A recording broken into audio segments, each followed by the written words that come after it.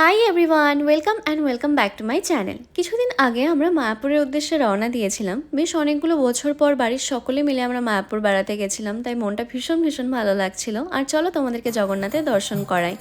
এই মন্দিরটায় আগে আমি কখনো আসিনি। মন্দিরটা আমার ভীষণ ভালো লেগেছে, চারপাশটা অসাধারণ ছিল। তোমরা যদি কেউ গিয়ে থাকো অবশ্যই কমেন্ট বক্সে জানিও। আর মন্দিরের ভেতরে একটা ছোট্ট পরিক্রমা করার জায়গা ছিল, যেখানে আমার বাড়ির 2 খুদে সদস্য তারা পরিক্রমা করছিল। এরপর আমরা চলে যাই লাঞ্চ করতে। লাঞ্চে আমরা একটা নিরামিষ থালি অর্ডার করেছিলাম, যেখানে প্রত্যেকটা আইটেম খেতে খুব ভালো ছিল। তারপর আমরা চারপাশটা একটু ঘুরে ঘুরে দেখছিলাম। যেহেতু সামনে দোল পূর্ণিমা, তাই নানান রকমের অনুষ্ঠানও হচ্ছিল, অনেক স্টলও বসেছিল, আর তার সাথে প্রচুর ভক্তের ভিড়ও হয়েছিল।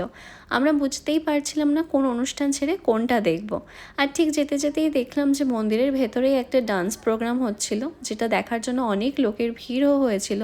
আমি তো ভীষণ মুগ্ধ হয়ে ওদের ডান্স প্রোগ্রাম দেখছিলাম। এত সুন্দর করে ওরা পরিবেশনা করছিল ডান্সটা।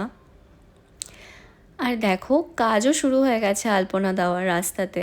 কত যত্ন সহকারে ওরা আলপনাগুলো দিচ্ছিল যে এক একটা আলপনা দেখতে চোখ জুড়িয়ে যাচ্ছিল। আর ডান্স শেষে যখন সবাই ফিরছিল, ওদের কস্টিউমগুলো দেখার জন্য অনেক লোকের ভিড় হয়েছিল। ওদের প্রত্যেকটা কস্টিউম ভীষণ ভীষণ গর্জিয়াসও ছিল। যেতে যেতেই দেখলাম এখানে রথ সাজানোর কাজও শুরু হয়ে গেছে পরিক্রমার জন্য। পুরোটাই ফুল দিয়ে সাজানো হয়েছে। আমি আগে এরকম কখনো দেখিনি, আমার খুব ভালো লাগছিল। আর এরকম প্রচুর রথ সেদিনকে দেখতে পেয়েছিলাম, যেগুলো সবই পরিক্রমার জন্য এক জায়গায় নিয়ে গিয়ে সাজানো হচ্ছিল। আর তারপরই আমরা হাঁটতে হাঁটতে আবার মার্কেটে চলে আসি। এখানে আমি কিছু গোপী ড্রেস দেখে নিজেকে একদমই সামলাতে পারিনি, তো আমিও একটা দোকানে ঢুকে গেছিলাম গোপী ড্রেস দেখার জন্য। আর এই লাইট পিঙ্ক কালারের গোপী ড্রেসটা আমার খুব পছন্দ হয়েছে, আমি এটাই কিনেছি। তোমরা জানিও কেমন লাগছে গোপী ড্রেসটা। এবার ছিল বাড়ি ফেরার পালা। জানি না কেন এই জায়গাটা থেকে কিছুতেই বাড়িতে আসতে মন চায় না। মনে হয় আরও কিছুক্ষণ যদি থেকে যেতাম খুব ভালো লাগতো। খুব কষ্ট হয় এখান থেকে ফিরে আসতে। জানি না আবার কবে আসবো, তবে চেষ্টা করব খুব তাড়াতাড়ি আবার এখানে বেড়াতে আসার। আর সন্ধ্যের পর চারপাশটা দেখতে আরও বেশি সুন্দর লাগছিল, কারণ এত সুন্দর লাইটিং দিয়ে সাজানো হয়েছিল।